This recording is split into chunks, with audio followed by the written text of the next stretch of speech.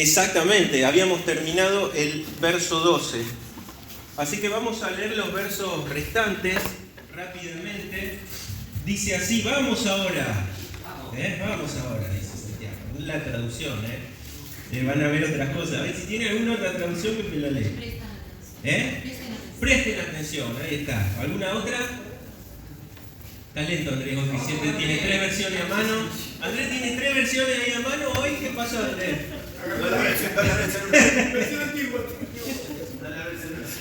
Bueno, dice, los que decís, hoy y mañana iremos a tal ciudad y estaremos allá un año y traficaremos y ganaremos, cuando no sabéis lo que será mañana, porque ¿qué es vuestra vida?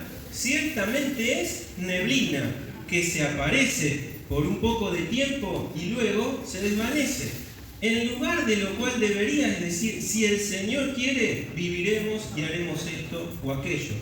Pero ahora os jactáis en vuestras soberbias. Toda jactancia semejante es mala, y al que sabe hacer lo bueno y no lo hace, le es bien. Parecería algo como fuera de foco con lo que viene hablando, pero corta con ese ahí, vamos ahora, o escuchen bien, ¿no? Es un corte que hace, es un llamado de atención, porque se ve que había una actitud que estaba como costumbrismo quizá en estos cristianos, y yo les pregunto algo, ¿está mal planificar? No. Fíjense, la condena no es por hacer planes, la condena es por dejar afuera a Dios de esos planes. A lo largo de la Biblia nosotros podemos, sabemos que es un libro totalmente espiritual y de enseñanza para nosotros, pero también es un libro que nos enseña muchas materias. Tenemos geografía, tenemos historia, tenemos incluso porciones también de zootecnia, hablan de animales, de semejanzas, de costumbres, tenemos de cultura, de sociología, de un montón de cosas, ¿no? Pero de economía también.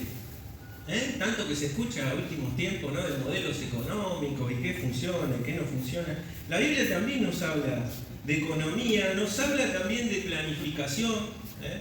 Y es importante esto que lo tengamos en cuenta, porque a veces esto es como que le dejamos, ¿saben qué? Como se dice, la pelota a Dios, ¿no? Y bueno, y todo lo que pasa es todo porque es voluntad de Dios, ¿no?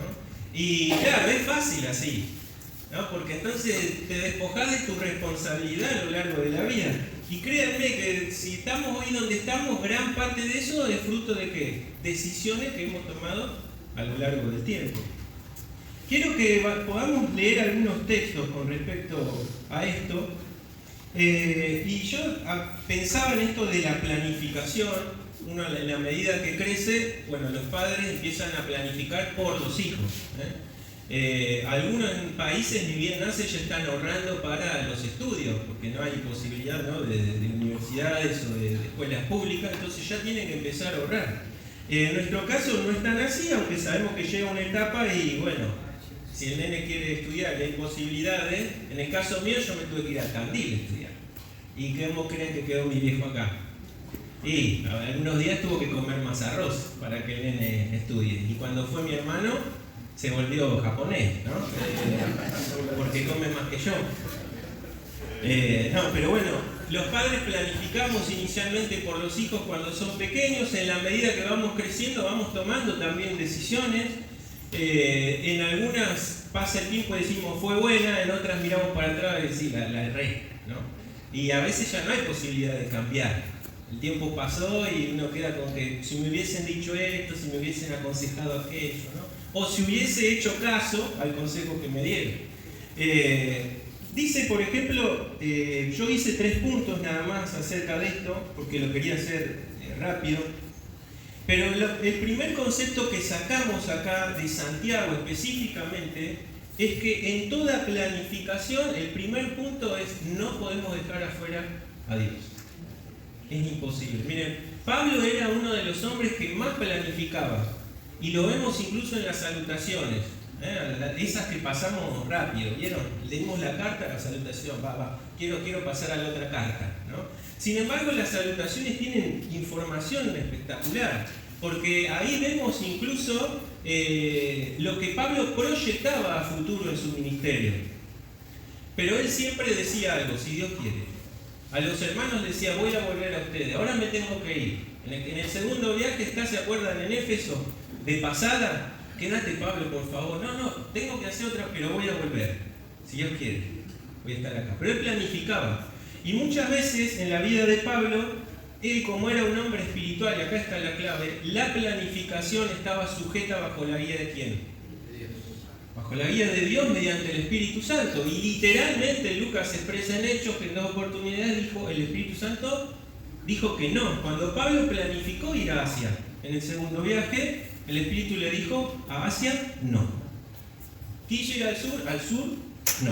¿A dónde, Señor? A Europa. ¿Y cuándo voy a ir a Asia? Tranquilo, ya vas a ir a Asia. Y en el tercer viaje se queda en Asia y se genera toda esa revolución espiritual maravillosa de todo ese lugar. Es que los tiempos para nosotros, y cada vez más ahora, son ayer. Queremos las cosas para ayer, ¿no? Pero el que evalúa la perfección de los tiempos, ¿quién es? Dice que en el tiempo indicado nació ¿quién? Cristo. Ni antes ni después, en el tiempo preciso. Y en su tiempo preciso también entregó su vida. Si fuese por los hombres, Jesús hubiese muerto al año nada más. Porque ni bien visita a los suyos, ahí lo agarran y lo quieren despeñar. Eran los suyos, eran sus vecinos. Hubiese terminado abruptamente el ministerio de Cristo, pero sujeto a la voluntad del Padre, ¿qué hacía? Pasaba por el medio de ellos o se escapaba, porque dice la palabra de Dios literal, no era el tiempo. Sujeto siempre al tiempo de Dios. Entonces, en nuestras planificaciones, sea la que sea, nosotros estamos en una clase de adultos, ya hemos planificado tanto, ¿no? A lo largo del tiempo, si miramos para atrás. ¿Quedan cosas por planificar? Algunos viven planificando empleos, ¿no? Y deciden hoy hacer esto y otro. A mí me cuesta un montón eso. Yo donde agarré un empleo es como que soy así, cuadrado como la mesa, ¿viste? Me quieren cambiar algo y ya me alteré las neuronas. Pero hay gente que no puede estar así. Tiene que hoy probar esto y mañana, voy a ver que no tiene otra actitud ante la vida. Lo que sea que fuere, no dejemos a Dios afuera. ¿Sí? Ese es lo primero que Santiago tiene acá para decirle. No condena la planificación, condena el dejar a Dios fuera de esa planificación. Entonces, primero incluimos a Dios. Lo segundo que yo anoté, y acá quiero que me busques, Andrés, ¿tenés versiones ahí o no? Buscame la traducción lenguaje actual. Y alguno que me busque la Biblia de las Américas. ¿Quién la tiene? A ver, Sergio, dale, buscala. Van a buscar Proverbios 21:5.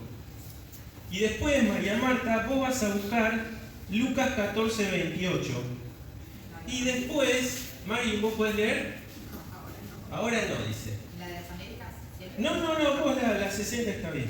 21:5 de Proverbios. Proverbios 21:5, traducción lenguaje actual, lo busca Andrés, las Américas, Sergio. Y vos, Adrián, buscate Proverbios 20:18. Y el último texto, lo va a tener Marita, es Lucas 13, del 6 al 9. Vamos a tratar de ver esto. Bueno, dale, Proverbios 21:5, Andrés. Cuando las cosas... Prende el micrófono. Ahí está. Cuando las cosas se piensan bien, el resultado es provechoso. Cuando se hacen a la carrera, el resultado es desastroso. Perfecto. ¿Y las Américas? Los proyectos del diligente ciertamente son ventajas, pero todo el que se apresura ciertamente llega a la pobreza. Bueno, principio de Dios, pensar, hermanito, a la hora de planificar. Utilizar la razón y no la emoción. Hoy el mundo, y hace mucho tiempo atrás, la filosofía es, si lo dice el corazón, si tu corazón lo dice, hacelo, porque está bien, ¿no? ¿Y qué dice Dios? El corazón déjalo sujeto a la razón, porque hoy dice una cosa, mañana dice otra. Hoy amamos mucho y mañana ese que amamos lo detestamos. Por eso dicen que del amor al odio hay un corto, muy pequeño paso, ¿no? Entonces, claro, Proverbios es un libro que a mí me encanta. Yo lo llegué a leer todos los meses por año, en distintas versiones, incluso hoy lo tendría que volver a leer porque ya se escapan. Pero es espectacular los consejos de parte de Dios en ese libro. Lo primero entonces, en nuestra planificación o en los deseos que tengamos de realización, pensemos bien las cosas. No hagamos cosas apresuradamente. A veces decidimos apresurar. ¿Quién no ha tomado una decisión apresurada en este recinto? ¿Lo ha tomado? ¿No ha tomado? Muy bien, te iba a poner acá y... Sí, sí. Íbamos a poner una estatua ahí de Manita.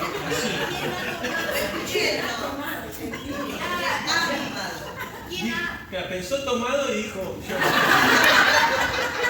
Marita. El segundo texto que di por ahí es Lucas 14:28. ¿Quién lo tiene? María Marta, dale.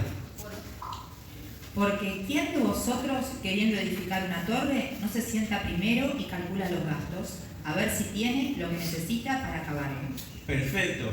El punto que anoté ahí, en base a esto de utilizar y pensar siempre, cuando pensamos, ¿en qué pensamos? ¿Con qué recursos contamos? Y acá yo les nombraba a Pablo. ¿Se acuerdan cuando Pablo termina el primer viaje? Había desertado uno. ¿Quién era? ¿Quién desertó?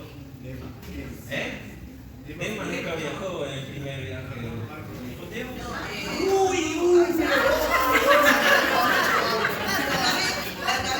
¿Con quién viaja Pablo en el primer viaje? Con su amigo Bernabé. Y Bernabé tenía un sobrino que se llamaba Juan Marcos. Los acompañó, no llegó a cruzar el barco que hizo Marcos. Me vuelvo porque mamá cocina mejor. No sé por qué, pero los dejó. Ni empezó la odisea del viaje y los dejó. Cuando va a empezar el segundo viaje, ¿qué dice Pablo? A Marcos no lo llevo. Cuando leen Hechos hay un gran enfrentamiento entre Pablo y Bernabé. Bernabé que decía, llevamos a mi sobrino, ahora sí va a estar listo, démosle otra oportunidad. Y Pablo que dijo, con leche no me vuelvo a quemar, ¿no? ¿Qué estaba haciendo Pablo? Qué malo Pablo, no dar oportunidades. ¿Qué estaba haciendo Pablo? ¿Evaluar qué? Los recursos. Hoy se habla de recursos humanos. No iba a llevar a alguien que lo defraudó antes. Los viajes no eran en avión. No es me tomo un pasaje en 2 horas estoy en Galacia. Los viajes duraban años. El segundo viaje que inicia Pablo acá, acuérdense, lo inicia con quién. No se lleva a Marcos, ¿a quién se llevó? ¿A? Silas, perfecto. 2 nada más. Pero cuando ellos quieren ir a Asia y no pueden, en el transcurso se suman otros 2. ¿Quiénes fueron? Timoteo. ¿Y quién más? Y el otro era alguien que era un médico amigo de Pablo. Lucas. Estamos recordando, fíjense cómo cambió la actitud. Elige a una persona joven en el viaje, pero ¿cómo era Timoteo? Estaba preparada totalmente, ¿no? Y de hecho a lo largo de la historia vemos cómo la elección de Pablo fue buena, ¿no? Y la elección de Silas fue buena, porque cuando ellos están presos con Filipo, ¿quién está con él y sufrió los mismos castigos que él? Silas, a su lado en una cárcel, quejándose por todo lo que había vivido. Orando, dice, cantando, y bueno, y conocemos la historia. Planificación, considerar los recursos. Sin duda, porque ustedes digan, bueno, Marcos fue utilizado por Dios también, tuvo un entrenamiento, porque más tarde, cuando Pablo le escribe a Timoteo, le dice, mandame a Juan Marcos, me va a ser útil. ¿Qué había pasado con Juan Marcos? Estuvo en el seminario de Dios, había madurado espiritualmente. Tiene que ver a veces eso con también las decisiones apresuradas de a veces los ministerios, a quién agarrar. Y me falta gente, agarro a este, ¿no? Los ministerios son importantes. Las personas que eligieron en el primer ministerio, que era servir mesas, ¿cómo eran? De buen testimonio, y uno de ellos dice hacían milagros, ¿no? Y eran predicadores además. O sea que no es a veces nosotros tomamos medio de la ligera esto de la elección y de los ministerios. Es importante porque elegir mal el recurso humano, entre comillas, es un hermano, ¿no? Pero un hermano que no está maduro y que se lo pone rápidamente a un ministerio puede generar un caos, ¿no? Un tropiezo. Por eso incluso en la elección de los diáconos y de los ancianos que dice que no sean neófitos, por favor, le dice Pablo a Timoteo, ahí está dando clases en Éfeso. Se están convirtiendo muchos. Hay casas donde se reúnen en todo Éfeso y más allá. Bueno, que estén a cargo gente que no sean recién nacidos, ¿no? Ya hay criterios para la selección, independientemente, ¿saben qué? Del Espíritu Santo, porque hay un proceso de crecimiento a lo largo de la vida. Entonces, utilizamos la razón y no la emoción, consideramos los recursos, incluso los riesgos de las cosas que hacemos. Hermano, esto no es solo en el ámbito espiritual, lo podemos tomar en el ámbito laboral también, ¿sí? Cuando emprendemos un negocio o queremos hacer, lo primero que hacemos es considerar la capacidad que tenemos, ¿sí? ¿Lo puedo hacer solo? ¿Voy a necesitar a alguien más? Sobre todo a las personas que son empleados y se quieren independizar, ¿no? Las políticas en Argentina ha pasado esto, ¿no? Cuando empleados del Estado quedan despedidos, lo primero que hacen, me pongo un kiosco, me pongo un polirrubro, una licencia de taxi, empiezan a evaluar qué cosas, ¿no? Esto es también para nuestra vida también laboral, los emprendimientos, hoy que surgen muchos emprendimientos con las redes y todo, evaluamos, hay que evaluar. Si pasa el tiempo y eso no genera, ¿qué pasa? Y vamos a pérdida, ¿no? No podemos mantener algo que es a pérdida. Y el tercer pasaje que les di es Proverbios 20:18. Ahí, Adrián, te lo di a vos. ¿Tenés el micrófono? Proverbios 20:18. Sí, lo dice. 20:18. ¿De la NTV? Yo lo anoté de la 60. De la 60. Bueno, los pensamientos con el consejo se ordenan y con dirección sabia se hace la guerra. Bien, ¿y en la NTV? Dice, sí, con buenos consejos los planes tienen éxito. No entres en guerra sin consejo sabio. Oh. ¿Cuántos han recibido consejo a lo largo de la vida? A ver, levanten la mano. Todos, ¿no? ¿Quiénes son los primeros consejeros? Los padres, ¿no? ¿Todos hemos recibido buenos consejos de los padres?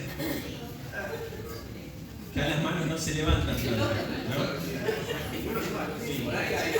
Muchos buenos, otros malos. Siempre con buena intención, ¿o no? Pues los consejos de los padres están en base a lo que nuestros padres vivieron, ¿verdad?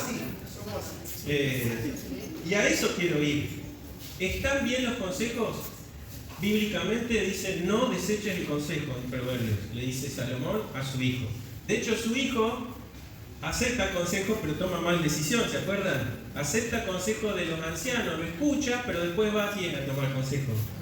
A los pibes amigos de él, que no sabían una pepa de nada, y que les hizo caso y se dividió Israel en dos. Mal, ¿no? Importante esto, ¿no? Parte de ser personas que escuchamos y que pedimos consejos tiene que ver también con la humildad. A veces las personas que no quieren consejo de nada es porque son soberbios. Yo hago lo que a mí se me antoja, ¿no? En el ambiente espiritual es lo mismo. Tenemos que ser dispuestos a pedir consejo. Obviamente tenemos que saber a quién pedirle el consejo, ¿no? Personas que sean espirituales. Incluso Pablo les dice a los hermanos, ustedes que son espirituales, exhorten, ¿no? Dándole, no cualquiera puede exhortar o amonestar, no, personas que tengan una autoridad espiritual. Entonces, a la hora de planificar, ya sea algo laboral, yo cuando arranqué, me acuerdo, ni bien estudié, uno sale pensando que sabe todo y cuando empieza con la práctica se da cuenta que no lo sabe todo, ¿no? Y mucho de eso tuve consejos también de mi padre y también de otras personas, no cristianas, pero buenas en lo que hacían y me aconsejaron para bien, ¿no? Y en el ámbito espiritual es lo mismo, ¿no? Sobre todo cuando estamos decidiendo caminos, ¿qué ministerio voy a tomar, cómo voy a servir al Señor. Y bueno, es bueno que nos apoyemos en los consejos de otros hermanos, pero como ustedes dijeron, los hombres también fallamos con buenas intenciones, también con malas, ¿no? Pero vamos a tomar la parte buena, Cuando nos piden un consejo, ¿qué queremos? Que el que nos pide consejo le vaya bien. Nuestros padres quieren que nos vaya bien en la vida, pero aún así fallamos. Jesús dijo en un momento, ustedes siendo malos le dan cosas buenas a sus hijos, ¿no? ¿Cuánto más el Padre? Lo que significa que el primer consejo, ¿cuál es? El de Dios. El consejo primero es el de Dios. Hay que conocer la Biblia. Pues, ¿qué es lo que piensa Dios, de este negocio que voy a Y me parece que es medio turbio el negocio, ¿no? Cuidado también, ¿no? Con los negocios donde nos metemos. Porque hay negocios que son ilegales, hermano, no es un negocio para un hijo de Dios. Si vas a estar toda la vida en negro, ¿viste? Esquivándole al Estado, yo sé que no, y pagar impuestos no nos agrada a ninguno, sí, pero Pedro dice, no le debas a nadie nada, ni al rey, ni a tu hermano, no, estar en regla. Eso es un principio bíblico. Como hijos de Dios a veces somos buenos en la iglesia y después medio chancho con las cosas del negocio, cuidado. Nuestra vida tiene que hablar de integridad, somos cristianos acá adentro y afuera también. Integridad en lo que hacemos. Escuchamos entonces primero el consejo de Dios. Hay que saber que conocer la Biblia, hay que leerla. Proverbios, dijimos hoy, es un libro de muchos consejos, sabios consejos, que Salomón le da a su hijo. Su hijo igual no los tomó, derrapó, pero son consejos de Dios para nosotros. Y así toda la palabra de Dios, cómo nos debemos conducir. Hay consejos en el matrimonio, hay consejos en nuestras relaciones obvias con nuestros hermanos, con nuestra familia, con los incrédulos, con los negocios. Cuando dice, cuidado que la balanza o la pesa falsa desagrada a Dios. Cuidado también en los negocios que hacemos. Cuando cobramos, siempre me viene la idea, uno de los tutores que tuve, él estaba en el mostrador y cuando venía veía que estacionaba para después ir pensando qué le iba a cobrar, ¿no? Cuidado con eso, ¿no? También una picardía parece porteña lo que les digo, pero es así. Como cristianos eso no debe estar en nosotros, tenemos que buscar la justicia, eso es lo que busca el Hijo de Dios, porque nosotros nuestra recompensa no está en la gratificación del billete, nuestra recompensa nos la da Dios, entonces tenemos que agradarle a quién por sobre todas las cosas, a Dios. Entonces, conocer su palabra, porque ya su palabra normativamente ya nos da consejo y nos instruye. Si no la conocemos, estamos en riesgo de tomar malos consejos. Y leían ahí en Proverbios, hablaba de la guerra, obviamente, ¿no? La planificación para la batalla. También en el plano espiritual, nosotros hablábamos de que como hijos de Dios estamos continuamente. ¿En guerra con quién? ¿Con carne y sangre? ¿Con principados, potestades? Entonces, ¿qué nos dice Dios que tenemos que hacer para esa guerra? Y bueno, hay armaduras, ¿no? Hay instrumentos que Dios nos da y nos capacita. Y estamos tomando el consejo de Dios, tomando lo que Dios nos da, cómo enfrentamos todo eso. Y lo último, vamos a leer, y con esto vamos a terminar. Hay algunos textos más que ya quedaron en el resumen que les mandé, me anticipé y les mandé ya todo, así que después si tienen tiempo lo van a leer. Pero el último texto está en Lucas, lo voy a leer yo. Me lo habías dado a mí. ¿Lo querés leer vos? Dale. Lucas 13 del 6 al 9. Dijo también esta parábola. Tenía un hombre una higuera plantada en su viña y vino a buscar fruto en ella y no lo halló. Y dijo el viñador, he aquí hace 3 años que vengo a buscar fruto en esta higuera y no lo hallo, córtala. ¿Para qué lo utiliza también la tierra? Él entonces respondiendo le dijo, Señor, déjala todavía este año hasta que yo cabe alrededor de ella y la abone. Y si diere fruto, bien, y si no, la cortarás después. ¿La habían escuchado esta parábola? Es una de las parábolas más difíciles de interpretar. Y de hecho, cuando ustedes buscan qué quiso decir Jesús con eso, van a encontrar un abanico de cosas. Desde los más literalistas, ¿no?, hasta los más alegóricos, que les meten incluso a los años, imágenes. ¿Qué les dije a ustedes de las parábolas? ¿Se acuerdan? Las parábolas manifiestan un concepto básico de enseñanza. No hay que hacer exégesis de las parábolas porque es raro. Jesús ahí está hablando siempre de la higuera, es la referencia a quién? A Israel. ¿Sí? Y en base a eso ustedes piensen qué está diciendo Jesús con esto. Pero no podemos desarticular esto de nuestra vida personal ni de cada discípulo que escuchaba. Y puede haber un paralelismo entre esta parábola y la sal que pierde, que deja de ser. ¿Qué dice? Si no sirve, dice, solo para desecharla, ¿no? Si ustedes toman esa parábola y esta que acabamos de leer, entendemos lo que Jesús quiere decir. Ahora, yo tomo esta parábola y hay un paralelismo también. No significa que lo que yo les diga es la interpretación de esa parábola. ¿Queda claro? Que puedan decir, no, Nico dijo que significa esto. No. Pero esta imagen de esta parábola también nos sirve, ¿saben qué? En la planificación y el desarrollo de lo que hagamos, la evaluación de lo que estamos haciendo. Porque ese árbol, qué raro ya que haya una higuera en medio de un viñedo, ¿no? Pero bueno, puede ser. Esa higuera puede ser aquel proyecto, o ese ministerio, o eso que estás haciendo, y está dando fruto. La pregunta, ¿no? Esto nos habla, Pablo también habla de la evaluación, ¿no? A veces nosotros, como estamos haciendo lo que Dios mandó hacer, predicar, hacer discípulos, es como que no evaluamos el ministerio que estamos haciendo. Miren, yo en lo personal, no me gusta ser personalista, pero continuamente evalúo el ministerio en el cual estoy. Me escucho cómo hablo, veo si la pifié, si todo. ¿Sí? Incluso le pregunto obviamente a mi mujer y a otros hermanos a ver cómo voy. ¿Sí? Tiene que haber fruto de lo que uno hace para Dios. Dios lo revela así, lo muestra así. El problema es cuando hacemos cosas porque otros las hizo, porque es un legado o porque se hace porque entra en agenda, ¿no? Y vemos que por ahí hay cosas que se hacen y nunca vemos un fruto de eso, ¿no? Llevado al plano del negocio, cuando arrancas un emprendimiento, primero ¿qué hay que hacer? Y meter guita, ¿no? Hay que invertir para comprar ¿qué? Lo que vas a revender o lo que vas a fabricar. ¿Y cuánto tiempo se sostiene ese gasto? Cada uno sabe de acuerdo al negocio. Lo que sí sabemos, dice acá, déjala todavía que les voy a acabar y que la voy a abonar, ¿no? Eso puede hablar también ahí de gracia de Dios, pero también nos habla que la gracia no es para siempre. Hay un punto que es hasta acá. Bueno, le damos un año más, si no, ¿qué hacemos?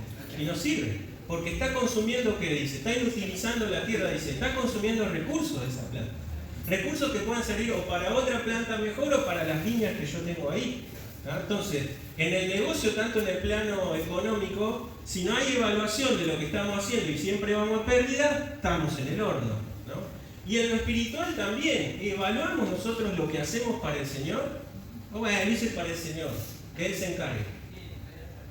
Este también es un concepto que no se habla mucho de esto, y a veces hay cosas que se entienden, que las hacemos porque son así, porque está estipulado que en la agenda no le entra, o porque siempre lo hicimos así, o porque los ancianos anteriores lo hicieron así. Eso también hace que seamos rígidos muchas veces y que nos cueste cambiar estructuras, ¿no?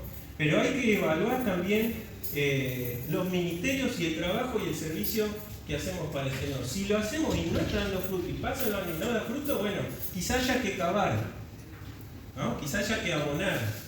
Esto habla de reevaluación, de pensar, de oración, porque el Señor por ahí nos está diciendo, mirá, no es por ahí, como le dijo a Pablo. Tenés buenos deseos, Pablo, de ir a Asia, ya vas a ir a Asia, pero ahora no es. Ahora es Europa, ¿no? Y eso también tiene que ver en nuestra vida, incluso el momento de cambiar lo que estamos haciendo. Mi ministerio, los que me conocen, ¿dónde inició? Con una guitarrita, sirviendo a Dios, ¿no? Y el Señor me fue llevando, también gracias a otros hermanos que me fueron guiando a donde estoy hoy. No sé qué va a ser mañana de mí. El Señor me guiará y los hermanos avalarán o no eso, pero siempre se tiene que ver un fruto de la obra de Dios en medio nuestro. Termino porque el tiempo pasó. No dejes la guitarrita. No dejes la guitarrita. La guitarrita se la dejo a otros que ejecutan mejor. El 17, al decirle estas cosas... No, perdón. Me fui de Santiago. Vale, espera. Volvemos a Santiago y termino. Yo no sé si me expreso bien en lo que digo, hermano, porque a veces están tan callados que no sé si no me están entendiendo. Perfectamente. Estamos callados porque estamos escuchando. Bueno. Volvemos a Santiago y ahora sí terminamos el capítulo 4. Dice, ¿os jactáis en qué? Lo que tocábamos hoy, en vuestra soberbia, ¿sí? La clave a veces para fracasar, o el éxito de los fracasos, si vale la expresión, es que somos soberbios. No aceptamos ni consejos, ni recurrimos a Dios. Cuando pedimos como hacían ellos, pedimos mal, para nuestros placeres o deseos. Dice, no se jacten en sus soberbias, en lo que ustedes planifican por su capacidad, le está diciendo Santiago, porque toda jactancia semejante, ¿qué es? Es mala, ¿no? Dice, y el que sabe hacer lo bueno y no lo hace, le es pecado. Nosotros esto lo aplicamos para algo general, pero en el contexto, hacer lo bueno era poner a Dios en el medio, poner a Dios en esa planificación. Estos hermanitos eran soberbios, planificaban dejando afuera a Dios. ¿Cuál es la enseñanza para nosotros? Dice en una parte, todo lo que haga, sea de palabra o de hecho, hacerlo todo dando gracias a Dios Padre por medio de Cristo. ¿Sí? En la vida del cristiano ya no hay cosas que hacemos, y esto lo dejo a Dios acá, esta la hago yo, ¿no? Toda nuestra vida tiene que basarse como Cristo hizo cuando estuvo en la tierra, todo lo hizo sujeto a voluntad del Padre. ¿Cuánto más nosotros? ¿Cuánto más? En todo lo que vayamos a emprender, a veces nos parecen cosas tontas, no le voy a orar a Dios por esto. Tengo que ir al médico, saqué el turno, no le voy a dar si ya. Y después vamos, el turno se canceló, llovió, no llevamos palito, nos pasó de todo, ¿no? O nos emprendemos en compra, ¿no? ¿Cuántos se han entusiasmado en un vehículo y no era el vehículo, hermano? Después te compraste 3 vehículos con los que gastaste con eso. Porque se toman cosas y pensamos que como son cosas pequeñas, no, Dios está para mover el universo y para otras cosas. No, Dios tiene que estar en todas las decisiones de nuestra vida, aún las que consideramos pequeñas o insignificantes. Lo primero que tenemos que hacer, Señor, tengo este deseo, tengo este proyecto. ¿Voy bien por ahí? ¿No? Mostrame, por favor, si es ahora. Cerrame las puertas, Señor, si no, y te lo pido. No permitas que avance, ¿no? Porque hay cosas que cuando metemos la pata ahí no se puede volver atrás muchas veces. En lo económico, como se dice, la plata a veces va y viene, ¿no? Te generan dolores de cabeza, pero bueno, encauzás y Dios también recompone. Pero hay otras cosas que decidimos en la vida, ¿no? En nuestro matrimonio, ¿no? En qué le enseñamos a nuestros hijos. Tantas cosas, hermanos, que sin duda ustedes pueden saber más que yo, que son más grandes que yo. Yo soy un jovencito todavía. Pero que esto que estamos leyendo de Santiago, que parece muy duro Santiago, es la palabra de Dios que nos dice, prefiero ser duro acá en palabra, no que después que estés lamentando, ¿no? Que ese sea nuestro aprender, nuestro meditar en la vida también, consideremos qué cosas estamos haciendo, tanto en nuestra vida laboral como también en nuestra vida espiritual. Muchas veces han faltado recursos económicos, recursos humanos, pero Dios dice, hay que ir por acá. Exacto. Y entonces decís, pero no estoy siendo muy sabio porque no tengo los recursos. Y Dios dice, es por acá.